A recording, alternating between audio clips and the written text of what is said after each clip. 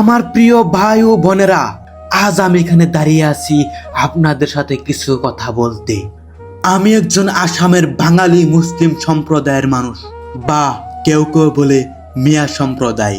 আমার বাবা, আমার মা, আমার দাদা সবাই এই আসামের মাটিতে জন্ম নিয়েছে, এই মাটির ধুলো খেয়েছে, এই মাটির পানি পেয়েছে। তাই আমি নিজেকে অসমের সন্তান মনে করি। কিন্তু মাঝে মাঝে শুনি আমাদেরকে বলা হয় অনুপ্রবেশকারী, দেহদ্রোহী। কেউ কেউ বলে আমরা আসামকে ধ্বংস করছি। এই কথা শুনে আমার হৃদয় ভেঙে যায়। আমাদের মধ্যেও অনেক মানুষ আছে যারা কঠোর পরিশ্রম করে, যারা এই দেশের জন্য ভালো কিছু করতে চায়। আমরা সবাই চাই এই সমাজে শান্তি আর উন্নতি। আপনি কি জানেন আমাদের মতো মানুষই যে এই মাটিতে ধান চাষ করে, মাছ ধরছে, গরু পালছে, যারা সকালে সূর্যের আগে উঠে কাজ করে,